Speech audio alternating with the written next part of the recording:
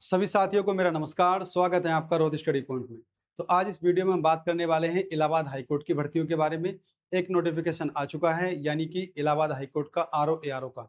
जल्दी ही आपको दूसरा नोटिस देखने को मिलेगा ग्रुप सी और ग्रुप डी का। ये नोटिफिकेशन कब तक आ सकता है साथियों, क्या इसका एग्जाम पैटर्न रहने वाला है, कितना समय आपको मिलने वाला है एग्जाम के लिए, तो इन सब पर चर्चा करेंगे हम लोग इस वीडियो में।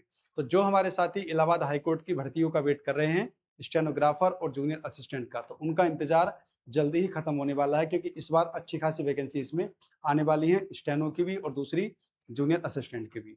तो उत्तर प्रदेश की हर एक भर्ती की अपडेट पाने के लिए सबसे पहले सभी साथी हमारे चैनल को सब्सक्राइब कर लें, और वीडियो अच्छी लगे तो साथ ही लाइक भी करना और चैनल सब्सक्राइब तो कर ही लेना, क्योंकि यहाँ आपको हर भर्ती की सटीक जानकारी मिलने वाली है। और जल्दी हमारे चैनल से क्लासेस शुरू होने वाली है, मैथमेटिक्स, रीजनिंग, हिंदी, जीएस सभी की।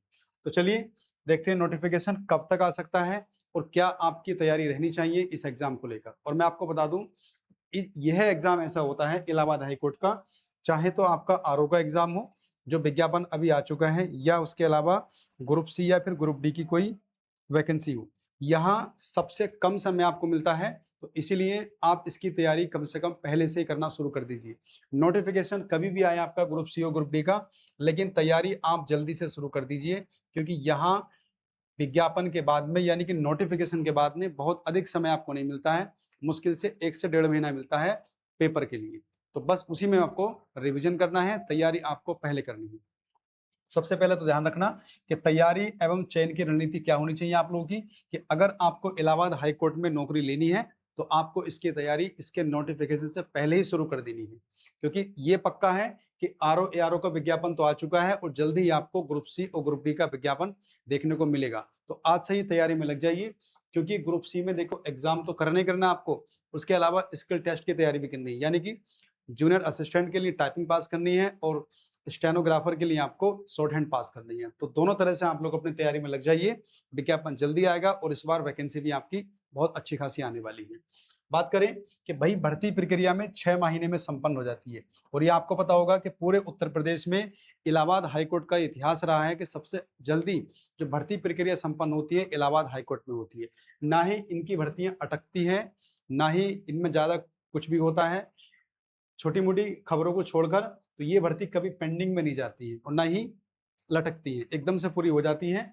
तो विज्ञापन आने से लेकर और फाइनल तक ये 6 महीने मान के चलिए आप लोग, ये सारी प्रक्रिया खत्म हो जाती है। यानी कि 6 महीने में अगर आपको कोई जॉब दिला सकता है तो केवल इलाहाबाद हाईकोर्ट, यानी हाईकोर्ट की भर्तियां हैं जो आपको बहुत जल्दी मिल जाएंगी।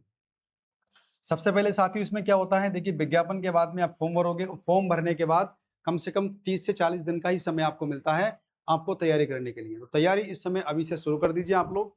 पहले इसका रिटन एग्जाम होगा, और रिटन एग्जाम में कितने, परीक्षा में कुल कितने भाई 100 क्वेश्चन आते हैं आपके। अब 100 क्वेश्चन की बात करें तो वहां तुम्हें हिंदी के 25 क्वेश्चन मिलेंगे, अंग्रेजी के 25 क्वेश्चन मिलेंगे, गणित के 25 क्वेश्चन मिलेंगे, और साथियों सामान्य अध्ययन यानी कि जीएस के भी आपको 25 क्वेश्चन मिलेंगे। यानी कि 100 नंबर का आपको रिटन एग्जाम होगा, और उसमें 4 सब्जेक्ट आपको मिलेंगे। हिंदी 25 नंबर की होगी, अंग्रेजी 25 नंबर का होगा, जीएस 25 का होगा, और गणित भी 25 नंबर का होगा। अब इन चारों सब्जेक्ट को आप ठीक से देख लीजिए। आपको हिंदी पढ़नी है, आपको इंग्लिश पढ़नी है, आपको मैथ पढ़ना है, और आपको सामान्य अध्ययन यानी कि जीएस पढ़ना है। और आज से ही तैयारी में लग जाइए अगर आपको 6 महीने के अंदर अंदर जॉब लेनी है तो। नोटिफिकेशन चक्कर में मत रहना कि नोटिफिकेशन आएगा तब मैं तैयारी करूंगा, क्योंकि यहाँ नोटिफिकेशन के बाद में मुश्किल से आपको 30-40 दिन का समय मिलेगा मात्र। उस समय अगर तैयारी पहले से होगी तो प्रैक्टिस सेट, मॉक टेस्ट या फिर रिवीजन में वो महीने काम आएंगे। कुल समय कितना मिलेगा इसमें, 90 मिनट का समय मिलता है। यानी कि हर जो दूसरी परीक्षाएं होती हैं, चाहे वो यूपी ट्रिपल एससी की हो, तो उसमें 100 क्वेश्चन होते हैं, लेकिन समय आपका 2 घंटे होता है। लेकिन यहाँ पर आपको 1.5 घंटा मिलता है। उसमें भी जो ओमार सीट होती है आपकी, ठीक है, ओमार सीट हो गई या फिर जो फॉर्मेलिटी होती है एग्जाम हॉल में, वो सब भी आपको इसी के बीच करनी होती है। तो साथियों समय बहुत कम मिलता है, तो पेपर का लेवल भी उसी लेवल का होता है आपका, ठीक है। और ध्यान रखना 25 नंबर का मैथ भी होगा, तो आपको अच्छे से मैथ भी पढ़ना है। और जल्दी ही मैथ्स की क्लासें मैं शुरू करने वाला हूं 10 जून से। तो सभी हमारे साथी जो मैथ्स पढ़ाना चाहते हैं वो हमारे चैनल से बिल्कुल जुड़े रहें, चैनल को सब्सक्राइब करके रखें और अपने बाकी मित्रों में भी शेयर करें। उसके अलावा देखिए, बात करें नेगेटिव मार्किंग की, तो नेगेटिव मार्किंग इसमें होती नहीं है, यानी कि सारे के सारे क्वेश्चन आप लोग कर सकते हो उसमें कोई दिक्कत नहीं है, नेगेटिव मार्किंग बिल्कुल नहीं होती है। लेकिन समय 1.5 घंटा मिलेगा आपको, 100 क्वेश्चन मिलेंगे। ये आपका पैटर्न रहता है ग्रुप सी और ग्रुप डी का मेरे ख्याल से। लेकिन जूनियर असिस्टेंट और स्टेनो की बात हम आज करेंगे तो दोनों के लिए यही पैटर्न रहेगा रिटन एग्जाम का। रिटन एग्जाम में जैसे ही आप पास हो जाओगे तो उसका अगला चरण साथियों क्या रहता है, फिर रहता है स्किल टेस्ट। अब देखिए, अगर आपको जूनियर असिस्टेंट और स्टेनो इन दोनों में से कोई भी पोस्ट लेनी है, यानी किसी की भी आप तैयारी कर रहे हो, तो रिटन एग्जाम के बाद में जो भी कट ऑफ लगेगी इसकी स्किल टेस्ट के लिए, फिर आपको जे के लिए हिंदी और अंग्रेजी दोनों की टाइपिंग करनी है। यानी कि जूनियर असिस्टेंट बनने के लिए आपको, क्लर्क बनने के लिए यहाँ पर हिंदी की और अंग्रेजी दोनों की टाइपिंग पास करनी पड़ेगी। अब टाइपिंग में यहाँ क्या होता है, मार्क्स मिलते हैं, यानी कि जितनी अच्छी आपकी टाइपिंग होगी उतने अच्छे नंबर आपको मिलने वाले हैं। यानी कि 50 नंबर आपको मिलते हैं दोनों में, 25 नंबर हिंदी की टाइपिंग के और 25 नंबर अंग्रेजी की टाइपिंग के। और उसमें क्राइटेरिया भी होता है कि तुम्हें पास भी होना पड़ता है। स्पीड की बात करें तो अंग्रेजी में मांगी जाती है 30 वर्ड पर मिनट, हिंदी में साथियों बात करें तो मांगी जाती है 25 वर्ड पर मिनट। और फॉन्ट हिंदी का कौन सा मिलेगा तुमको, तो मंगल मिल जाता है ना, मंगल इंस्क्रिप्ट मिल जाता है, ध्यान रखिएगा आप लोग। तो हिंदी के लिए 25 वर्ड पर मिनट और अंग्रेजी के लिए 30 वर्ड पर मिनट। और यहाँ ऐसा है कि आपको नंबर दिए जाते हैं 50। तो कोशिश ये कीजिएगा कि रिटन एग्जाम निकालने के बाद में आपको 50 में से 49 पॉइंट कुछ, 48 पॉइंट कुछ ऐसे नंबर आप पाओ। ऐसे स्किल टेस्ट की तैयारी कीजिएगा आप लोग, क्योंकि यहाँ पर वर्ड हाईलाइट नहीं होते हैं, यहाँ पर वर्ड हाईलाइट उसी प्रकार की टाइपिंग यहाँ पर होती है। तो इसकी वीडियो में तो मैं अलग से बना दूंगा कि इलाहाबाद हाईकोर्ट में टाइपिंग की प्रक्रिया कैसी रहेगी।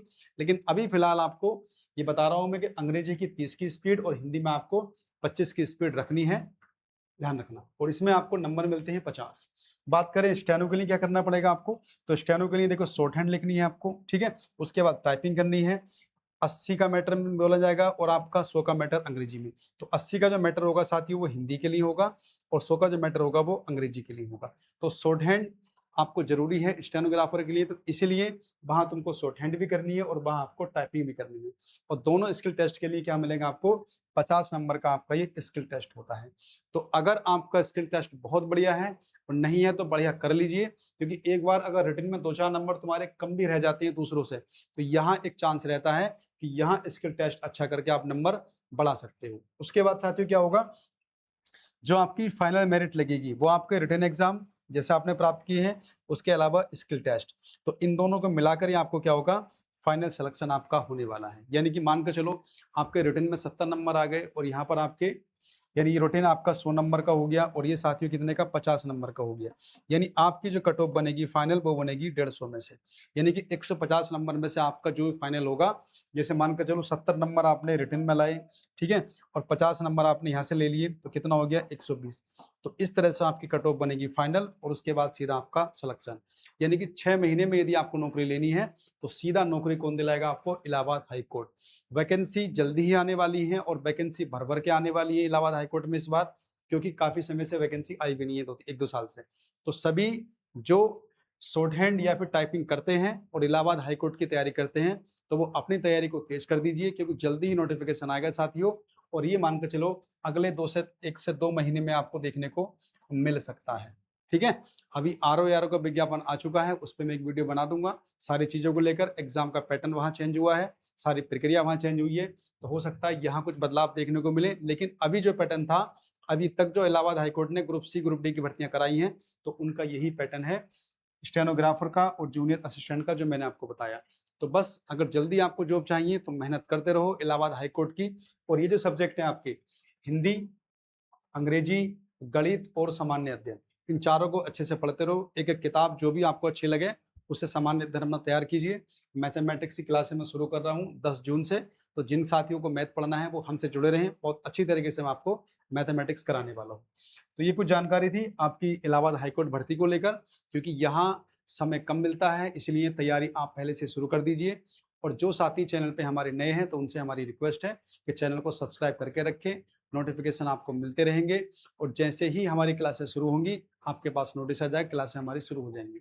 तो उत्तर प्रदेश की हर भर्ती की जानकारी की और सटीक जानकारी के लिए आप हमारे चैनल से सब्सक्राइब करके रखिए। तो ठीक है साथियों, मिलते हैं फिर कल नई वीडियो में, तब तक के लिए